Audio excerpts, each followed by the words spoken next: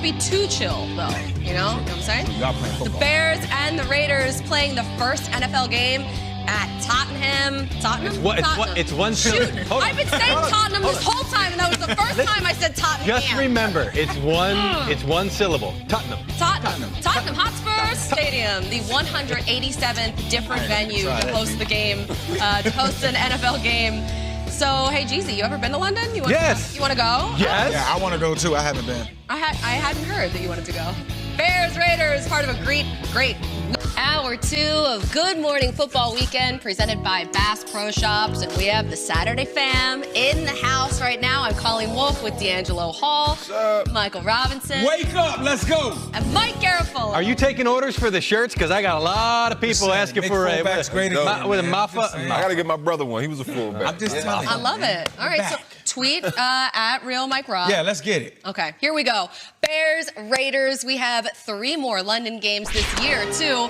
The Panthers and the Bucks in Week 6. We got Cincy and the Rams in Week 8, and then the Texans and the Jags in Week 9. A lot of games coming up in London. I love it. So let's go back across the pond to Stacey Dales, who joins us live from London. And look, that's where the Bears and Raiders are playing in the new digs there, Stace. Yeah, earlier in the show, guys, you saw me outside of this beautiful new stadium, Tottenham Hotspur Stadium, that opened up in April of this year. And now we have transitioned inside, and it is really a sight to behold, truly. At about 6 o'clock local time tomorrow, this place will house about 62,000, just over 62,000. And it's interesting, guys, because of the playing surface. There are literally 2 pitches in here, the way it was designed. The top pitch is actually a natural grass surface for soccer matches, and you guys know how big soccer is over here. They wanted that pitch higher and above this artificial pitch behind me so that the fans could have a much closer experience to the players. Well, as you guys know, in the NFL, we got to separate the fans a little bit. So this pitch behind me, which is an artificial turf surface, it sits much lower. The grass surface, by the way, it heads south into a pocket pitch, they call it, which is basically a garage for grass. It is cool in there. I was just inside. I sent some videos to our production team with you guys, and hopefully we'll get those up a little bit later on through the day, maybe tomorrow. But it's really a spectacular place. It's an open dome, so you get all the natural lighting, you get all the natural temperatures, and we're expecting great temperatures for the game tomorrow, guys. This is the first ever game here at Tottenham that the NFL will have, and I know both teams are excited to take this field and make it their own. Really painting. That was fantastic. That was what awesome. a report. Thank you. Really painting the picture there for us. And also, you know what? I have to say, I was marveling at your lighting. And now knowing that the roof is open there, this all makes sense. But Stacey, you look fabulous always, but the lighting is just fantastic there. Thank you so much. Colleen. Cool. Yeah. Colleen, my crew, Gary, Jow, Robin, my producer, Robin! We were just about a mile outside of the stadium. Robin, you're getting some props from the guys Robin. back in studio. Listen, I got to give them props. They made it all happen. All right. That's awesome. You guys are doing great out there. Thank you. So let's talk about the game a little bit because You're a lighting fan. You love lighting.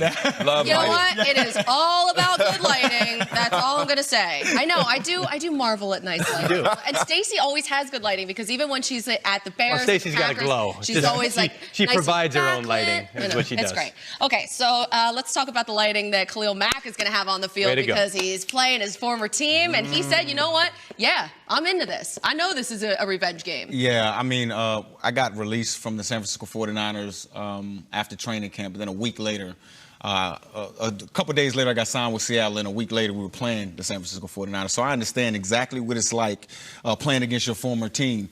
And, like, you have an advantage, man. You know exactly how they're thinking. You know exactly how they prepare. That tackle, Colton Miller or whoever the tackle is for the Raiders are going to be playing up against Khalil Mack. He knows exactly how that guy ticks, right? Khalil Mack was leading a stretch just a couple of years ago as a captain of this team, right? And so there will be some hesitation, I think, from the Oakland Raiders because this is a guy that they know.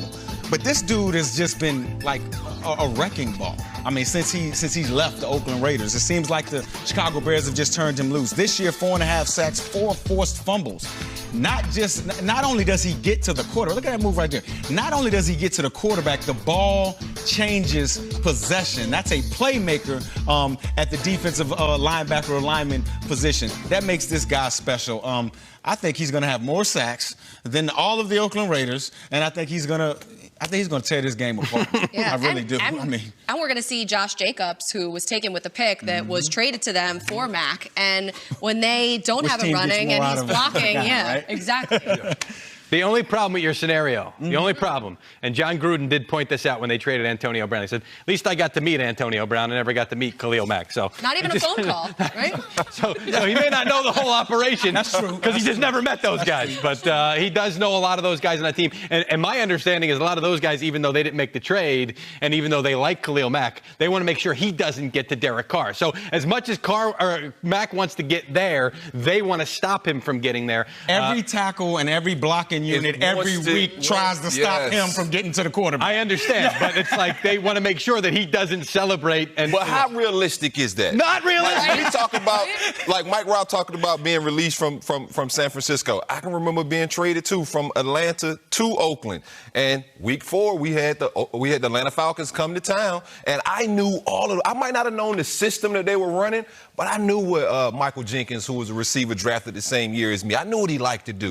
I knew what Roddy White liked to do. I helped raise some of those guys. And so when it came to just competing, I knew they feared me. And so I was like, oh, it's about to go down. And so Khalil Mack's looking like this the same dude I dominated in every one-on-one drill. He gonna be talking so much. Oh, my goodness. That must be so amazing to prepare for that week, too, because, like, you must be just so excited because you're like, oh, yeah, I got this. I know this guy. I hope we mic'd him up. I hope NFL mic'd him up. Yeah, that'd be smart.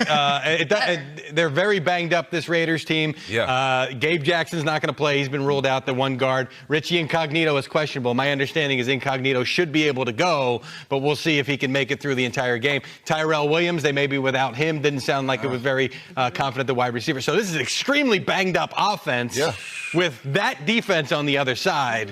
Without Montez Burfict for the first game, too, with that suspension. That's so tough. We'll see. Maybe David Montgomery will have a good game. I would have loved to have seen what you wanted to say about him. Yeah, you know what? We're going to talk about this again later. Don't you worry. Stacey's lighting stole the show. Here's a closer look at Khalil Mack's numbers compared to the entire Raiders defense. Wow. Since last season, Mack's 17 sacks are just one fewer than Oakland's entire defense. Is this dry stitching right now? He has more forced fumbles and multi-sacks games. And the Raiders, 18 sacks, are exactly 18 fewer than the second worst team during that same stretch, which is the Dolphins.